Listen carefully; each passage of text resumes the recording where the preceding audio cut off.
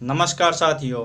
राष्ट्रीय शिक्षा नीति 2020 जिसका उद्देश्य स्कूल शिक्षा व उच्च शिक्षा में परिवर्तनकारी सुधार लाना होना चाहिए था, वह केवल शब्दों की चमक दमक, दिखावे व आडंबर के आवरण तक सीमित रही है। इस शिक्षा नीति में 3 बातें। पहली, एक तर्कसंगत कार्य योजना व रणनीति। दूसरी, स्पष्ट रूप से परिभाषित लक्ष्य।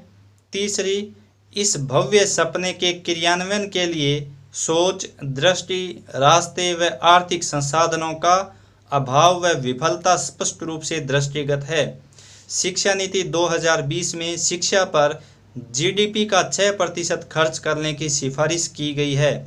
इसके विपरीत मोदी सरकार में बजट के प्रतिशत के रूप में शिक्षा पर किए जाने वाला खर्च वर्ष 2014-15 के 4.14% से गिरकर वर्ष 2020-21 में 3.2% हो गया है। यह शिक्षा नीति गुणवत्ता युक्त बचपन देखभाल एवं शिक्षा यानी ECCE प्रदान करने के लिए मूलभूत तौर से आंगनबाड़ियों पर निर्भर है। वर्तमान परिदृश्य में आंगनबाड़ियों पर निर्भरता से ECCE गुणवत्ता युक्त लक्ष्यों को पूरा करने व प्रदान करने की उम्मीद नहीं की जा सकती।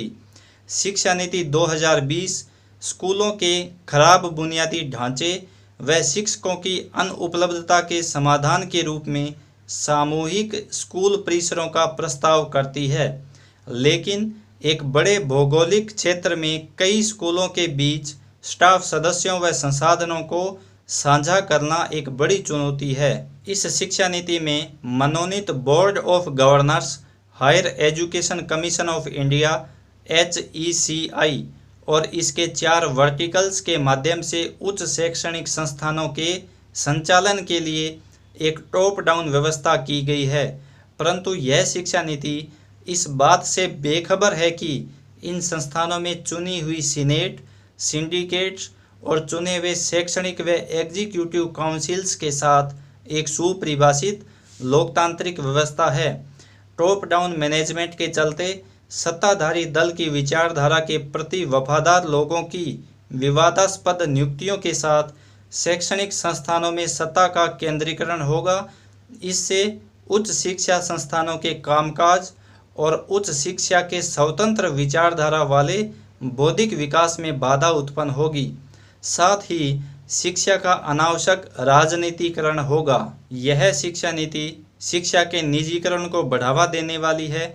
इससे सरकारी अनुदान राशि और फंड में कटौती होगी, फीस कई गुना बढ़ेगी, जिससे शिक्षा और महंगी हो जाएगी, जिससे उच्च शिक्षा मध्यम वर्ग और गरीबों की पहुंच से बाहर हो जाएगी। कई एग्जिट पॉइंट्स के साथ शिक्षा का निजीकरण सरकार के दावे के विपरीत ड्रॉप आउट रेट बढ़ाएगा। अंत में यह कहा जा सकता है कि शिक्षा नीति 2020 में मानवीय विकास, ज्ञान प्राप्ति, क्रिटिकल थिंकिंग व जिज्ञासा की भावना पूरी तरह दरकिनार हुई है।